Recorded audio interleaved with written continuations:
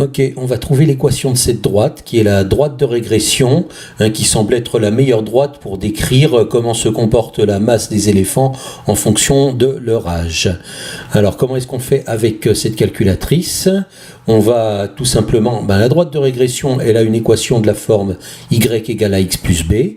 On va rentrer ce tableau, le tableau de valeurs dans la calculatrice, et la calculatrice va nous ressortir les valeurs de A et de B qu'on n'aura plus qu'à mettre là pour avoir l'équation de la droite. Donc comment on fait? On va sur le menu Stat, on sélectionne l'option par défaut Edit modifier qui nous permet d'accéder au tableau, et là on rentre les valeurs dans le tableau. Donc j'ai déjà rentré les valeurs pour que ça aille plus vite. On a bien dans la liste 1 tous les mois, et dans la liste 2 les masses correspondantes, les âges et les masses. Alors une fois que c'est fait, on fait la chose suivante, on fait seconde quitter et on retourne sur Stat, et là on va dans l'option Calque avec la flèche à droite, et dans l'option Calque on sélectionne la quatrième ligne, règle line à x plus b. Donc soit j'appuie sur la touche 4, soit j'y vais avec les flèches, et à ce moment-là la calculatrice m'affiche cet écran-là, dans lequel je confirme bien que la liste des X, la liste des abscisses que j'ai sur mon diagramme, c'est bien les âges que j'ai saisis en liste 1, donc c'est bien L1. La liste des Y, des ordonnées, sur mon diagramme, ce sont les masses, donc je les ai saisis en liste 2, donc c'est bien L2. Donc tout est bon. Si vous avez quoi que ce soit dans la liste des fréquences, vous le supprimez. Si quelquefois il y a marqué L2 dans la liste des fréquences, il faut appuyer sur annuler pour l'effacer. D'accord?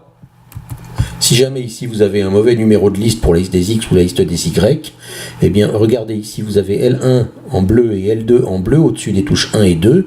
Donc par exemple, vous tapez seconde 2 pour vous réafficher L2 ici si c'était autre chose. Ensuite, il faut tout simplement aller sur calculer, et là la calculatrice vous affiche les valeurs de A et de B. Alors je sais que pour certaines calculatrices, vous n'avez pas cet écran-là. Si vous n'avez pas cet écran-là, à ce moment-là, ce que vous avez à la calculatrice, c'est la chose suivante. Vous avez, la calculatrice vous affiche reg line à x plus b ou quelque chose d'équivalent,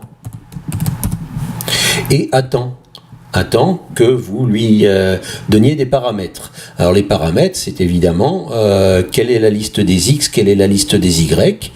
Et bien la liste des X, vous allez lui dire que c'est la liste L1, en tapant L1 à la calculatrice, exactement comme je vous ai montré en faisant seconde 1. Voilà, L1. Ensuite vous mettez une virgule et vous mettez L2 pour dire que la liste des Y est la liste L2. Donc vous tapez régline L1, L2 et vous appuyez sur Entrée, et là vous devriez avoir la réponse. Attention quand même, la virgule c'est cette virgule là. C'est pas le point des nombres décimaux, c'est cette virgule là. D'accord, qu'il faut taper entre L1 et L2. Donc quand on appuie sur Entrée avec l'une ou l'autre des options, vous voyez, on a les valeurs de A et de B qui sont exactement les mêmes que celles que je vous avais montrées dans la vidéo. Donc on retrouve bien le A et le B et l'équation de la droite de régression.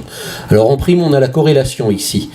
Toutes les calculatrices ne la donnent pas malheureusement, sinon on pourrait la voir directement et on ne serait pas obligé de la calculer à la main. Mais donc cette calculatrice par exemple donne la corrélation en plus de AX, de A et de B, elle la donne dans la toute dernière ligne. On retrouve bien la même corrélation qu'on avait calculée à la main dans les vidéos précédentes. Donc il me suffit maintenant de remplacer A par 14,869 et B par 117 ici. Donc à la place de A, je mets 14,869 et à la place de B, je mets 117. Et voilà l'équation de ma droite de régression.